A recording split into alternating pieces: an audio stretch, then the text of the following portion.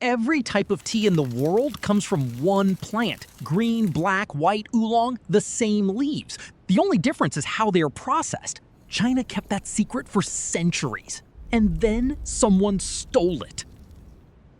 White tea is the simplest of all teas. It is barely processed at all. In early spring, the youngest unopened buds are picked from the tea bush, the ones still covered in fine silver-white fuzz. That is where the name comes from. The buds are carefully laid out and left to dry in the open air. That is it. Nothing else is done. No heat, no rolling, no additional processing. The buds dry on their own and they are ready. That is exactly why the flavor is so light. Almost no bitterness, just a faint sweetness. But simplicity in production never meant accessibility. The finest silver buds went straight to the Imperial Palace as a mandatory tribute. The farmers who spent entire days on their knees in the mountains handpicking these delicate tips under strict supervision had no right to taste them, not a single cup. The best went to the capital. The farmers were left with the coarser lower leaves, or nothing at all. The people who picked the finest tea in the world never knew what it tasted like. Oolong is a tea on the edge of a mistake. All three, green, black, and oolong, are made from the same leaf. The only difference is how long the leaf is allowed to oxidize after picking. When a tea leaf is crushed and shaken, it starts to darken from contact with air, like a cut apple. The longer the process goes, the darker and stronger the tea. Green tea is stopped immediately, thrown onto a hot pan almost right after picking. Black tea is left to darken completely. Oolong is stopped somewhere in between, and that exact moment defines the flavor. The master watches the leaf by eye. The edges start to darken, the center is still green. That is the signal. The leaf hits the pan. A few minutes too late, black tea. Too soon, green. Masters in Fujian spend 20 to 30 years learning this skill. 1 second of hesitation and an entire batch that took months of work becomes ordinary black tea. 20 years of training. 1 wrong second, and it is all gone. Pu-erh is a Chinese tea that is unique in one way. It does not go bad with time. It gets better. After picking, the leaves are roasted. This stops oxidation. Then they are dried, pressed into dense round cakes, and stored in cool, humid rooms. In those conditions, bacteria live and work inside the cake, slowly changing the chemistry of the leaf over months, years, sometimes decades. The flavor becomes deeper and softer with every passing year. The logic is the same as wine. The older, the more expensive. By the mid-2000s, Chinese investors decided to cash in. They started buying cakes by the ton, expecting prices to keep climbing.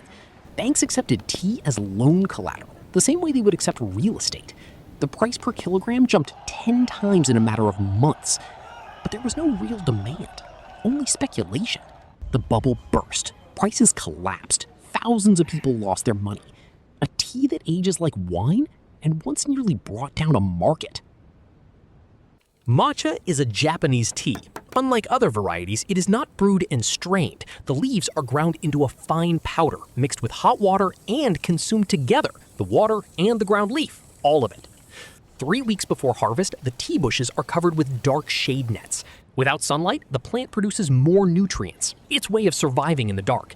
That is what gives matcha its intense green color and strong flavor. After picking, the leaves are steamed to stop oxidation, then dried and ground on stone mills into the finest powder. It is a slow process. 1 kilogram of leaves, that's 2.2 pounds, produces about 30 grams of powder, roughly 1 ounce. In the 12th century, Zen monk Isai brought this practice from China and wrote a treatise where he directly recommended matcha to his fellow monks. It helped them stay awake through hours of meditation. 12th century monks drank matcha so they would not think about food. Today, it goes into ice cream. Gyokuro is a Japanese tea grown almost exactly like matcha. 3 weeks before harvest, the tea bushes are covered with dark shade nets. The plant produces more nutrients in the dark, same principle. But unlike matcha, Gyokuro leaves are not ground into powder. They are brewed whole, like regular tea. And here is the real paradox. This is one of Japan's most expensive teas. Top varieties cost anywhere from $400 to $600 per kilogram, or 2.2 pounds, and the finest ones easily cross $1,000.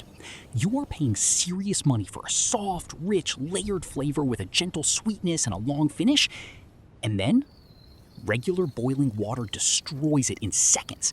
Water above 70 degrees Celsius, that is 158 degrees Fahrenheit, and instead of that refined flavor, you get a bitter, undrinkable mess. Even a 10-degree mistake and months of a farmer's work go straight down the drain. $1,000 per kilogram. 1 cup of boiling water, and the money is gone.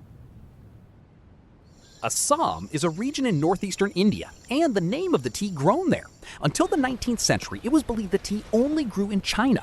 Britain bought all its tea there and was completely dependent on it. In 1823, a British officer discovered wild tea bushes in the jungles of Assam. It turned out that tea had been growing in India, a British colony, all along. But the real breakthrough came later, when Scottish botanist Robert Fortune secretly brought out of China not just seedlings, but 8 tea masters. The Indians received both the plants and the knowledge. The British began growing tea on an industrial scale.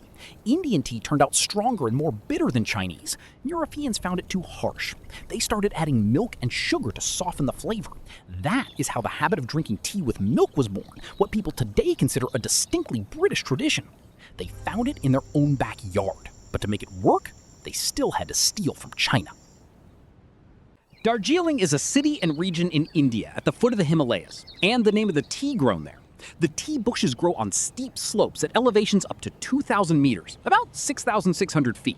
At that altitude, it is cold, foggy, the air is thin. In those conditions, the leaf grows slowly, and in that time, it accumulates more aromatic compounds than tea grown on flatland. But Darjeeling has something else. At that elevation, the bushes are attacked by a tiny leafhopper insect. It punctures the leaf and drinks the sap. In response, the plant produces protective compounds.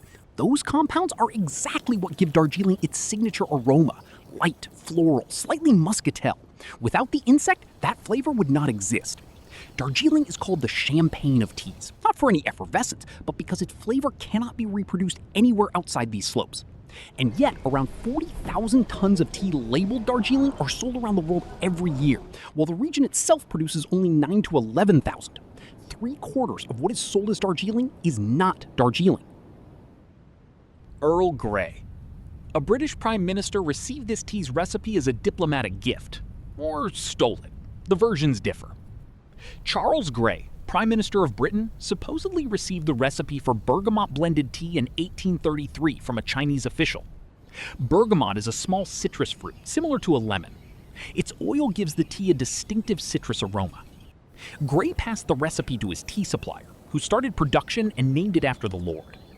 But there is another version. Bergamot was added to cheap or poorly stored tea to mask off smells. The citrus oil covered everything. The elegant story about a diplomatic gift may have simply been a way to sell an inferior product at a premium price. The origin of the recipe has never been officially established.